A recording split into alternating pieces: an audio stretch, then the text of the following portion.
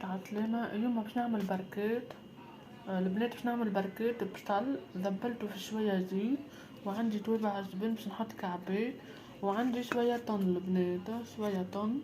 وهي البركات متفاهمين. اي بركة تبدا عندكم، المهم انا خديتها حاضرة تويكا. ومعاهم العظم البنات، عظم ني، بيض ني.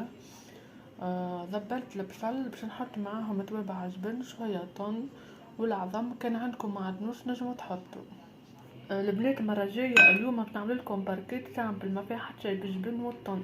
المرة الجاية نعمل لكم مرة بالسكالوب ومرة بالمفروم، خاطر تجي بركات بالمفروم طيارة على الاخر، وتجي بالسكالوب، وتجي باي لحم يبدا عندكم.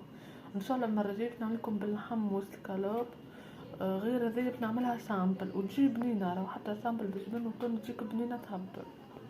هيا البنات حطيت 3 توابع جبن، شوية طن والبصل. ماذا بكم تذبلوه البصل باش يعطيك بنة بعديكا. تحبوا تعملوه ني معناتها تنجموا تعملوه، اما راهو معناتها معمول في الزيت خير. نغفص الجبن والطن معاهم مع بعضهم الكل، خلطهم مع بعضهم الكل. كان عندك جبن ربي تنجم تحط، نفقس عليهم العظم. عندي كعبات، عندي شوية جبن ربي البنات باش نحطو، تجيك بنينة راهو بالبصل والجبن والطن. هاهما البنات هاويك حطيت 3 كعبات عظم. حطيت شوية كريم ليكيد، شوية برك باش نحط شوية فلفل اكحل. ملح مانيش نحط خاطر حطيت طن.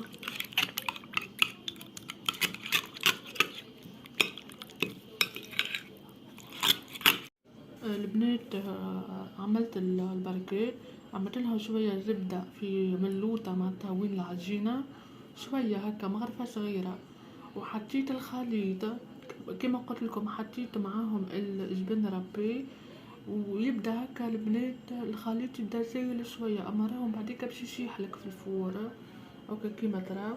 والبصل ماذا بكم تذبلوا البصل باش يبدا ذابل في الطياب من بعديك، ما يبداش احرش، ما يبداش